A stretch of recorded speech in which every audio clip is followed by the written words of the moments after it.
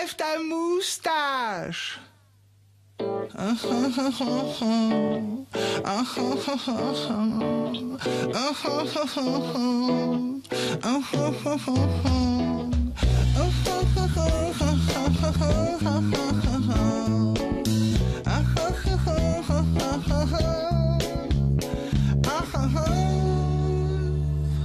Remets ta moustache.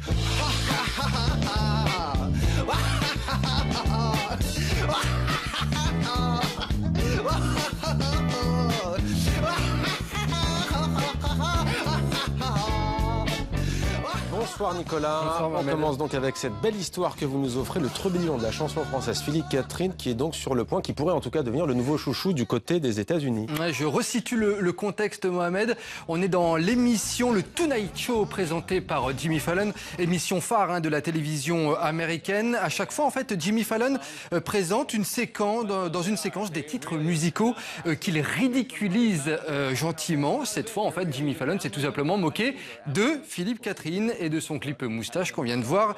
Réaction hilar du public et je vous propose de regarder ça ensemble. This is a song called Mustache. Vas-y, mets ta moustache.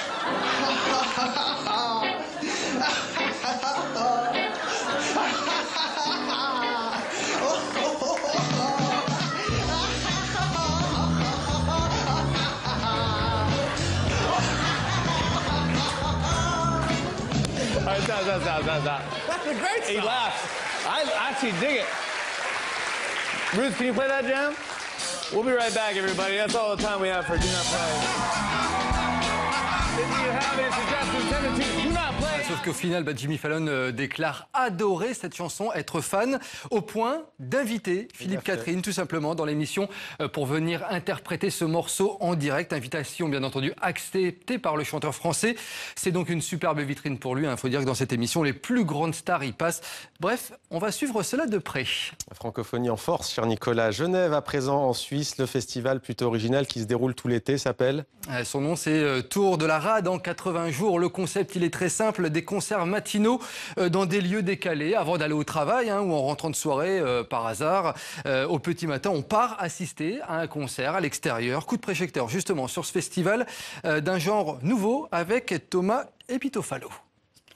6 heures du matin et Genève se réveille au son d'un raga matinal. Le concept des concerts matinaux que les Genevois ont connu plusieurs années consécutives au Bain des Paquis connaît une deuxième vie grâce à l'association Cyrus. Ce matin, elle accueillait son 10e concert sur l'île Rousseau. Vous voyez tout autour des gens qui vont travailler, il y a les voitures qui passent en face et ici on dirait justement, on est sur l'île et le temps s'arrête. L'ambiance était méditative avec 2 artistes venus de Bénarès, la cité de Shiva en Inde. Pour eux, l'aube est un moment propice à la musique. C'est vraiment bien de jouer le matin parce qu'en Inde, on a des musiques spécifiques pour chaque moment de la journée. Le matin, on a un bon feeling, c'est une belle atmosphère. Les concerts des musiques de l'aube ont accueilli jusqu'ici en moyenne entre 50 et 200 mélomanes.